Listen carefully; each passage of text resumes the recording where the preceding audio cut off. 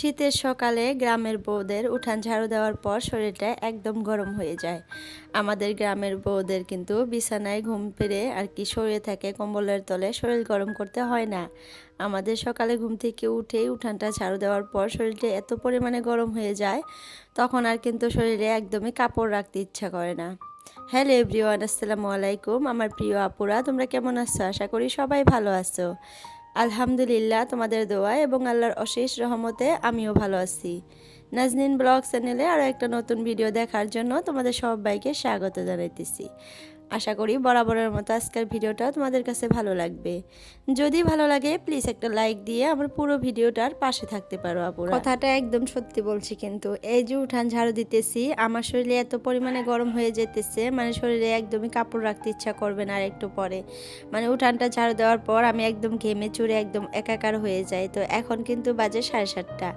ছেলেকে স্কুলে পাঠিয়ে দিয়ে টুকটাক কাজকর্ম করে নিছি ঘরের, মানে ব্রেকফাস্টের জন্য রুটি বানাইছি, আবার ছেলেকে স্কুলে পাঠিয়ে দিছি। তারপর আমি কিন্তু উঠানটা ঝাড়ু দিতেছি। আর তোমাদের ভাইয়া কিন্তু আজকে বাড়িতে নাই। আমার ভাই কালকে আসছিল আমাদের বাড়িতে। আমার ভাই যে জবটা পাইছে কোকরাঝারে, ওখানে আজকে মানে অনেক সকালে যাইতে বলছে প্রফেসরটা আর কি, 7টায় যেতে বলছে ওকে, যেহেতু মানে দেখাইয়া দিবে আজকে কোন জায়গায় কাজ আর কি সমাচার। তো যার জন্য ওকে একটু সকালে যেতে বলছে। তো আমাদের বাড়ির থেকে কিন্তু সকালে যেতে অনেক মানে প্রবলেম হবে, কারণ আমাদের বাড়ির থেকে আর কি কোকরাঝার অনেকটাই দূর। তো যার জন্য আমাদের বাড়িতে আসছে, এখান থেকে এখন তোমাদের ভাইয়া নিয়ে যাবে, নিয়ে রেখে আসবে ওকে। তো যার জন্য আমাদের এখানে আসছে। তো যাই হোক, তার জন্য কিন্তু সকালে 6টায় নিয়ে গেছে ওকে, তো বাড়িতে নাই। তো ছেলেও স্কুলে চলে গেছে। না সরি, আজকে তো ছেলের স্কুল নাই, 1 জানুয়ারি, তো বাড়িতেই আছে ও, ভুল বলে ফেলছি। তো ও ঘুম পাড়তেছে, মানে মেয়ে ছেলে দুইজনই বিছানায় আছে, অনেক ঠান্ডা সকালে, তো উঠতে মানা করে দিছি। আর আমি কিন্তু ওদেরকে সকালে উঠে ভাত বানিয়ে দিছি, রুটি বানাইছি, মাংস রান্না করছিলাম, ওগুলা দিয়ে ওরা ভাত একটু একটু করে খেয়ে গেছে। অত সকালে মানে খেতেই পারে নাই। তোমাদের ভাইকে আর কি চিতই পিঠা করে দিছিলাম, আমার ভাইকে কিন্তু ভাত করে দিছিলাম। ও আবার মানে সকালে চিতই পিঠা রুটি এগুলো খেতে চায় না, ওর কাছে বলে ভাতটাই ঠিক আছে। তো একটু ভাত খেয়েছে, মানে 2-3 বার মুখে দিলেও হয়ে গেল। অত সকালে কিন্তু একদমই খাওয়া যায় না, আর যেহেতু অনেক ঠান্ডা, তো আমার আর কি ভালো লাগলো না যে খালি মুখে যাবে। তার জন্য আমি 6টায় ঘুম থেকে উঠে তাড়াতাড়ি করে রান্না করে দিলাম। 6:30টায় ওরা খেয়ে চলে গেছে বের হয়ে, তো অতটাও খেতে পারে নাই। তো যাই হোক, মানে ওদের কাজে ওরা গেছে, তোমাদের ভাইয়া রেখে চলে আসবে একটু পরেই। তো তোমরা সবাই দোয়া করবা যাতে ওর আগামী দিনগুলো ভালো হয়। আর অনেক আপুরা সুন্দর সুন্দর কমেন্ট করে। আর আমার ভাইয়ের নামটা একটা আপু জানতে চাইছিল, তো নামটা মনে নাই, মানে আইডির নামটা। তো আমার ভাইয়ের নাম কিন্তু আইয়ুব হোসেন। তো জানি না তুমি কোথায় থেকে আর কি আমার ভিডিও দেখো, প্লিজ আপু কোথায় থেকে ভিডিও দেখো কমেন্টে জানাইও।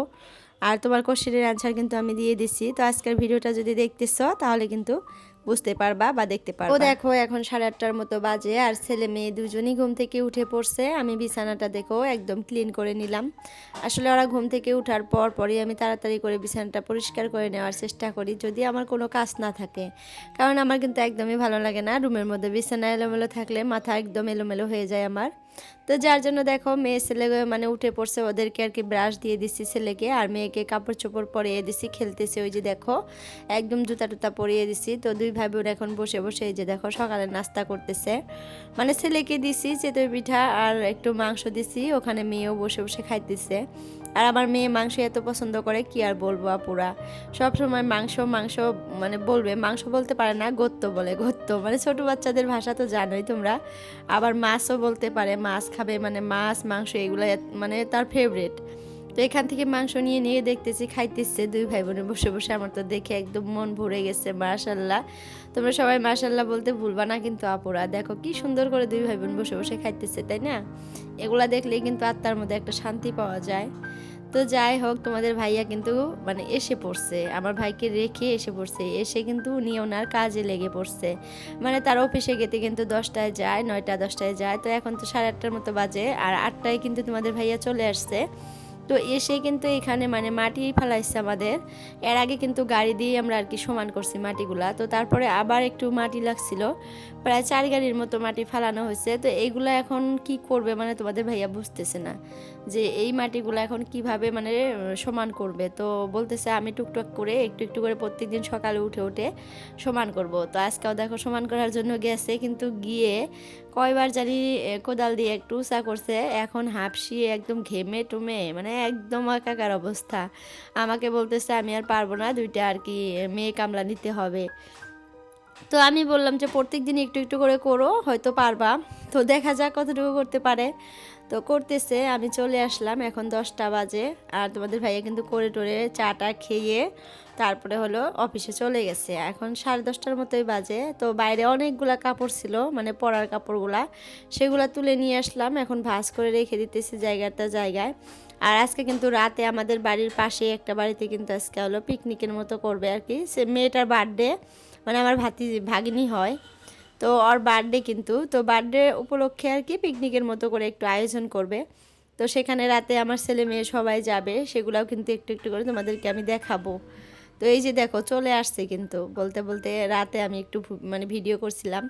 এখানে অনেক গান বাজাইতেছে, বড় বক্স নিয়ে আসছে, সবাই ড্যান্স করতেছে, আর আমার আম্মুটা দাঁড়িয়ে দাঁড়িয়ে দেখতেছে, মানে এত লজ্জা পায়, সবাইকে দেখে লজ্জা পেতেছে। আর ফুলগুলা দেখো কত সুন্দর দেখা যাইতেছে রাতে, লাইটের পহরে একদম মানে চিকচিকা হয়ে আছে। ওই যে বক্সটা দেখো ওইটা বাজতেছে, আর আমার আম্মু এখানে দাঁড়িয়ে দাঁড়িয়ে দেখতেছে। আর এত পরিমাণে শীত পড়ছে আজকে, পোড়া কি বলবো, বাইরে বের হওয়া যায় না, অনেক ঠান্ডা লাগে।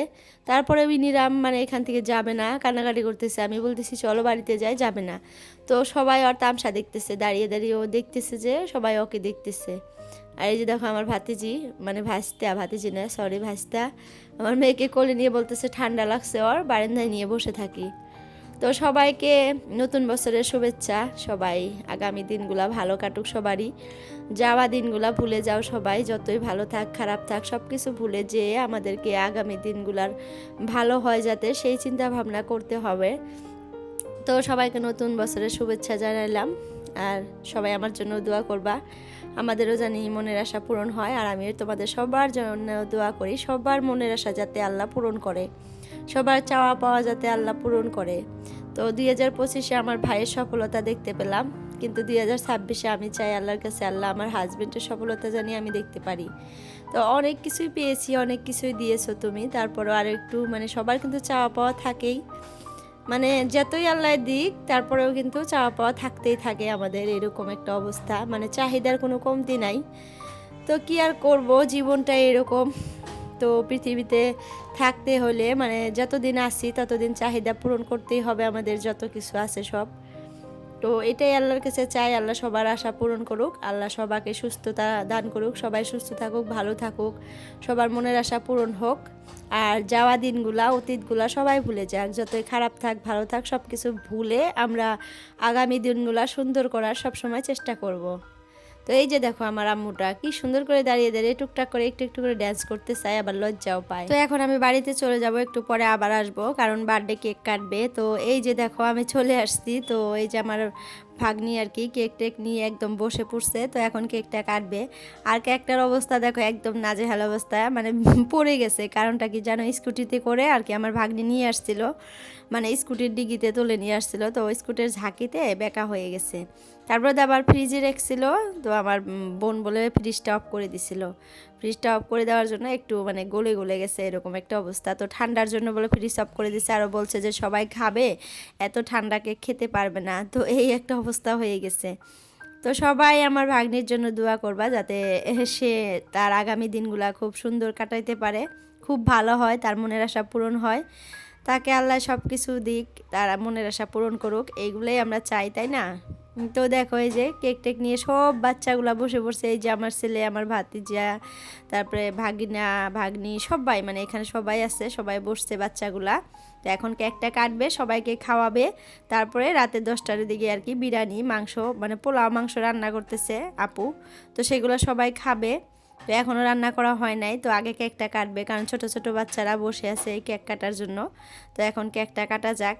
তো দেখো আমার ভাগ্নি এত লজ্জা পাইতেছে, মনে হয় কি আর কাজ করবে, মানে কেকটা যে সবার সামনে কাটবে ওটা লজ্জা পাইতেছে। আর আমাদের মানে পিছন দিয়ে কিন্তু অনেক মানুষই আছি আমরা, মানে আমি যে ক্যামেরা করতেছি এই সাইডে কিন্তু বড় বড় মানুষগুলো আছি আমরা, আমি এইদিকে আর কি ক্যামেরাটা ঘুরাই নাই, মানে বউ মানুষ সবগুলো আছি আমরা। তো যার জন্য লজ্জা পেতেছে, বউ ছেলে অনেকগুলোই আছি। তো দেখো এই যে কেকটা এখন কাটবে, মানে ওর ভাইয়ের জন্য ওয়েট করতেছে, ওর ভাই এখনো আসে নাই যে, তো ওর ভাইয়া আসলেই কেকটা কাটবে। তো যাই হোক আপুরা, আজকের জন্য ভিডিওটা এতটুকুই রাখলাম। সবার সুস্বাস্থ্য কামনা করে আজকের জন্য বিদায় নিলাম। বাই বাই, আল্লাহ হাফিজ।